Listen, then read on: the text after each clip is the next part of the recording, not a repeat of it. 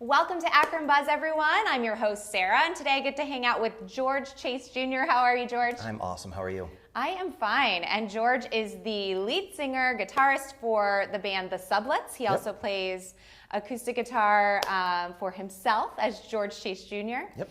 And we've got a whole bunch of stuff to talk about, but let's go ahead and start with the band. How did you get going with this band? How did you guys get started? So I had grown up playing music all through grade school and high school. I had a band and really believed in what we were doing, really thought that we had a real shot to make it.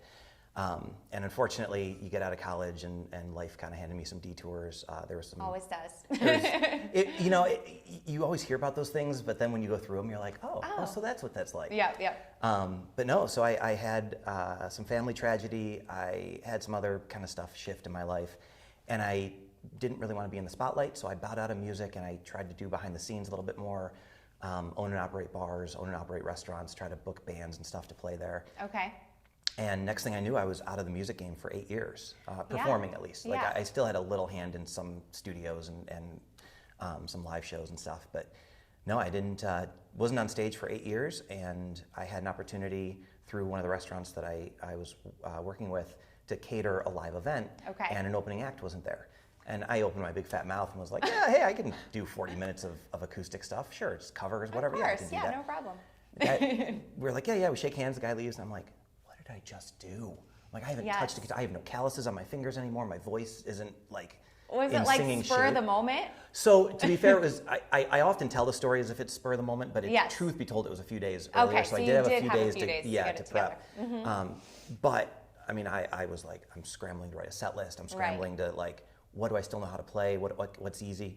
So I started with, and like you do, like when you make a set list, you start with the songs that are kind of easy and let you warm up to the crowd and songs you can play in your sleep. Yep. And luckily I had a couple friends who were also able to play, be on stage with me. Oh, great. And do a little bit of stuff with me. I had a girl named Corey who's just a phenomenal singer, so she helped out with some of the songs. And then my buddy Mark was able to play bass and do some other stuff. So I wasn't completely alone up there, but I played a couple songs by myself. They came up, we did some songs together, and then they left, and I finished the set by myself. But it's still one of those where like I sang 75-80% of the songs by myself, or it just when you're up there for the first time in 8 years singing, you're like, man, I'm flying through songs, I'm not ready. Anyways, but this was like a kind of a make it or break it moment for you to get going again, right? And it was like, it's 1,000 people. This was not like hey, there's 12 people in the audience. Like it was 1,000 people outdoor, stage, and it was awesome. That's great. So that reawoken the fire in me, and I started playing acoustic shows and was like, I need to get the reps back up. I need to remember what it's like to break strings on stage and lug my gear in and play in the rain and just all the stupid stuff that you forget to do. But, you kind of remember it as this like these grandiose moments where like, oh, I'm on stage and everything goes great, but it's like, oh no, there's a lot of work that goes into just getting up on stage. I feel like this is important little detail though. You were also performing as a magician. I was. So you were performing in some respect, and I think it's really cool that you were a magician and still do that work. So I just wanted to drop that in there. Thank you. So what's funny is actually I was at a crossroads at one point in my life where I was kind of saying, am I going to do music or magic? Yeah. Because both basically take up your Fridays and Saturday nights. Yeah. Both take you on the road. You're traveling. It's very hard to do both at a really high level. So I chose to do music, and so you're right. I was still doing some magic, and I was still street performing and doing other stuff. But during that 8 years, I had lost my mom, my brother, and my uncle within 16 months. I'm so sorry. And I went from being the most just extroverted individual who loved being in front of people to I didn't want to see anybody. Sure. So all performing kind of just stopped. Yeah. And I would still do some magic. I would still, do some stuff. I mean, I don't know. There were probably 2 years in there where I didn't even touch a guitar. Yeah. You had to grieve and you had to figure out how to get your way back to the guitar. Yeah. So long story short, after I did the acoustic stuff and kind of got my feet under me again and remembered what it was like, I went back to my roots, which was like, I love playing pop rock, pop punk music. That's your style. That's what you love. That's so authentic to me. And this was, pre-TikTok and, Machine Gun Kelly putting out an album. Like, this was still when pop punk wasn't relevant, So this was about 5 years ago, and met a couple, through one of my friends who was still in the music world. He introduced me to these two guys who, Daniel and Stefan, who are now my bassist and drummer. And they are just amazing guys and amazing musicians. And they're the kind of guys that when you hear them play, it makes you want to play better. Yeah.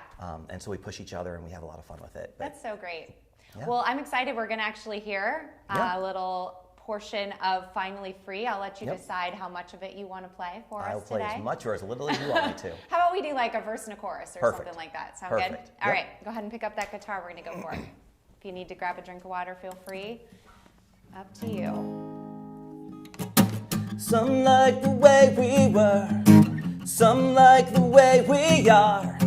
Sometimes I think about when we laid beneath the stars, and some don't remember when you were in my arms, and then we kissed under the moon. Well, I'm still in love with you.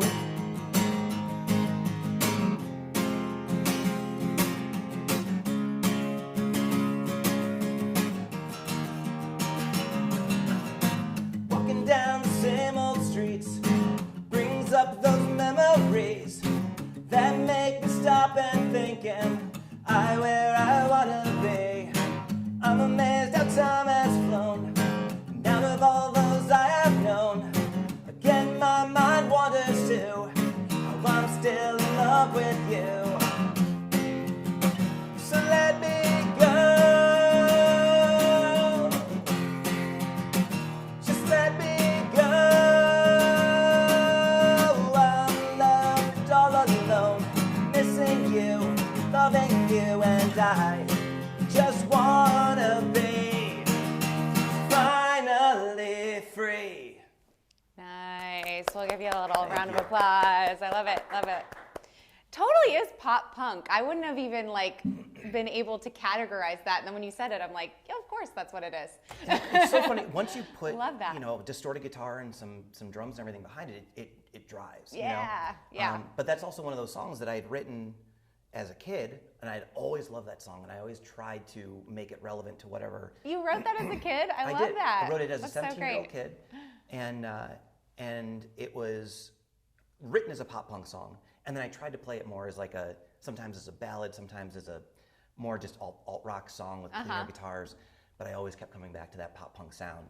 And so eventually we just got to a point where I'm like, this is it. This is what it is. This is how we're playing it. Yeah, we're going to put it out there, and if nobody else listens to it, fine, but at least I got it out there, and it's the way I want it to sound. So No, it was great. Thanks for sharing that. thanks for having it. Yeah, okay, I want to talk about happy hour sessions before we have to please. wrap up. So this is really cool too. So you've done a season of happy hour sessions, 6 Yep. episodes, and you're going to move into season 2. Yep.